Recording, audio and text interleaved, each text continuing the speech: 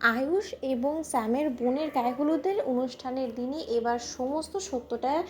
রীতিমতো কুসুমের সামনে বেরোতে শুরু করে দিল। হ্যাঁ বন্ধুরা, ভিডিওতে লাইক দিয়ে দেখতে থাকুন। যে মুহূর্তে কিনা গাঙ্গুলি পরিবারকে সর্বনাশের দিকে ঠেলে দেওয়ার জন্য স্যাম যখন নিজের বোনের মানসিকভাবে বিপর্যস্ত হয়ে যাওয়ার সুযোগটাকে কাজে লাগিয়ে দেবলীনার সঙ্গে হাত মিলে এক পর্যায়ে ওর বোনের গায়ে হলুদের অনুষ্ঠানে যখন কিনা ঠাম্মি সাজিয়ে ঘোমটার আড়ালে দেবলীনাকে ও বাড়িতে ঢোকায়, ঠিক সেই সময়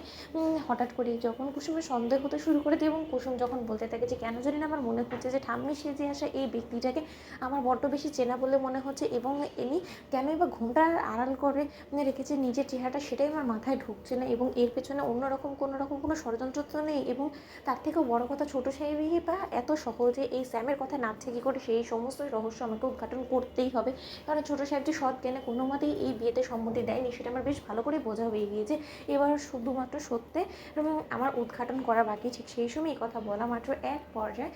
স্যামের সঙ্গে যখন কিনা সেই ঠাম্মির কথোপকথন কুসুম শুনে ফেলে, এবং সেই ঠাম্মির আওয়াজ হুবহু দেবলীনার সঙ্গে মিলে যাওয়া মাত্র কুসুম যখন বলতে থাকে যে আমি বেশ ঠিকই ভেবেছিলাম যে এই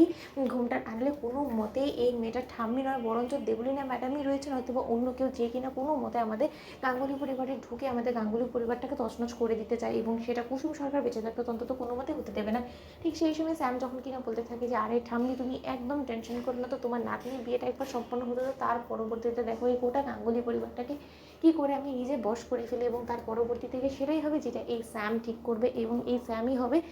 এই বাড়ির কর্তা, সেটা তুমি মিলিয়ে নিও। ঠিক সেই সময় কথা বলা মাত্র এক পর্যায়ে ছায়া দেখে ফেলে দেবলীনা যখন কিনা ঠাম্মির ভয়েসে কথা বলতে লাগে, এবং দেবলীনার এই ঠাম্মির ভয়েসে কথা বলা দেখি যখন স্যাম সতর্ক হয়েছে, এবং স্যাম বলতে থাকে সর্বনাশ করেছে কেউ, হয়তো বা আমাদের উপরে সন্দেহ করছে, আমাদের কথোপকথন শোনার চেষ্টা করছে, তার জন্যই হয়তো বা এই দেবলীন এরকম করে কথা স্বর ঘুরিয়ে দিয়েছে, আমাকেও সেভাবেই ট্রিট করতে হবে। ঠিক সেই সময় কথা বলা মাত্র কুসুম যখন বলতে থাকে যে কী ব্যাপার, হঠাৎ করে তারা চুপ হয়ে গেল কেন, এবং কী বা তারা কথা বলছে কিছু তো আমার মাথা ঢুকছে না, এবং এই মহিলাটার আওয়াজটা এখন আবার হঠাৎ করে ঘুরে গেল কেন, কিছুক্ষণ আগে তো স্বাভাবিকভাবেই বলছিল। অন্যদিকে যখন কিনা আয়ুষ এবং স্যামের বোনের গায়ে হলুদের অনুষ্ঠান চলতে থাকে, ঠিক সেই সময় গায়ে হলুদ অনুষ্ঠান চলাকালীনই এক পর্যায়ে আয়ুষকে যখন কিনা ঈশান বারবার করে বলতে থাকে যে ভাই তো এখনও সময় আছে, বুঝে দেখ তুই কেন এরকম গাদ্দারি করছিস জাদুঘরের জন্য, আমার তো সেটাই মাথায় ঢুকছে না, জাদুঘর তোর কী এমন ক্ষতি করেছে বলতো যে তুই জাদুঘরকে ঠকাচ্ছিস, তোর কি কোনো মতে জাদুঘরকে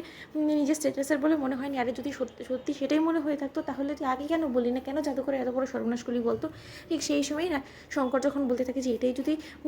আয়ুষ বাবার করারই ছিল তাহলে সে আগে করলো না কেন, এরকম করে আমার মেয়ের জীবনটাকে নিয়ে কেন ছেলে খেলা করলো, সেটার জন্য আয়ুষ বাবাকে জবাব দিয়ে আমার কাছে করতেই হবে। ঠিক সেই সময় স্যামের বোন আনন্দে আত্মহারা হয়ে বলতে থাকে যে আন্টি সত্যি আমি এই দিনটার জন্য কত অপেক্ষা করেছি। তো বন্ধুরা, লাইক কমেন্ট শেয়ার করো, সাবস্ক্রাইব করতে ভুলো না।